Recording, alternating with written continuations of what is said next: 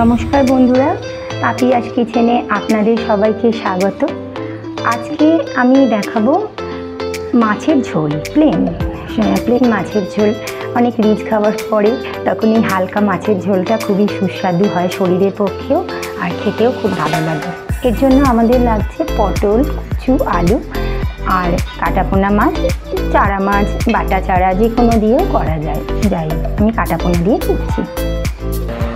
আমার তেল গরম হয়ে গেছে, এবারে আমি মাছগুলো ভেজে নেব।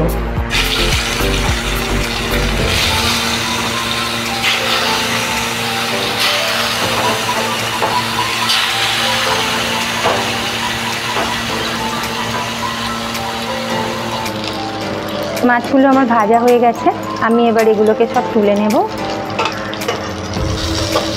তারপরে এই কড়াতেই আরেকটু তেল দেব। এবার পটলগুলো ভেজে নেব। আগে পটলগুলো একটু লাল লাল করে ভেজে নেব।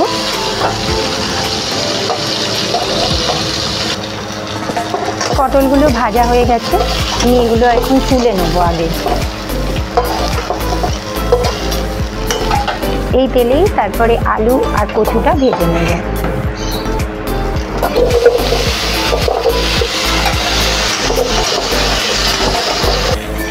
আলুটা ভাজা হতে হতে আমরা এই ঝোলের মশলাটা রেডি করে নেব। হলুদ, ধনে গুঁড়ো 2-3 চামচ, জিরে গুঁড়ো 1 চামচ,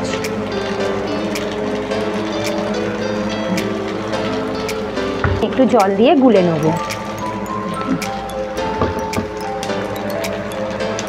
আর একটু মৌরি গুঁড়ো। এই মশলাটাকে একটু মিশিয়ে কিছুক্ষণ রেখে দেব। সবজিগুলো আমার ভাজা হয়ে গেছে, এবার আমি ওই গুলে রাখা মশলাটা দিয়ে দেব। দিয়ে নাড়াচাড়া করে একটুখানি তারপর জল দিয়ে কিছুক্ষণ সিদ্ধ হতে দেব। একটু মশলাটা সবজির সাথে ভালো করে কষা হয়ে গেলে এবারে জলটা ঢেলে দেবো।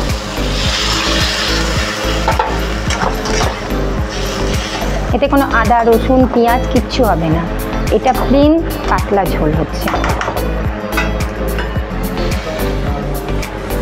এবার এতে পরিমাণ মতো নুন দিয়ে দেব। ঝোলটা আমাদের সিদ্ধ হয়ে গেছে, এবার একটু সাঁতলাবো। ওর জন্য একটু 5 ফোড়ন, শুকনো লঙ্কা ফোড়ন দিচ্ছি। কাঁচা লঙ্কা থাকলে কাঁচা লঙ্কাও দেওয়া যায়। ফোড়ন দিয়ে একটু ফোড়নটা হয়ে গেলে ঝোলটা ঢেলে দেবো। এবার ঝোলটা ঢেলে দেব। ফোড়নটা হয়ে গেছে,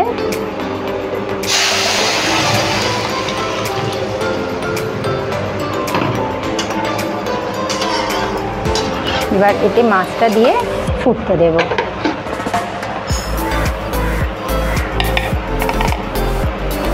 মাছগুলো সব দিয়ে এবার কিছুক্ষণের জন্য ফুটতে দেব।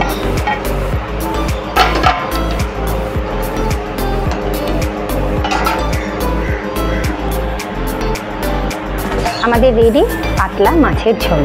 লেবু দিয়ে ভাত দিয়ে খুব ভালো লাগবে খেতে।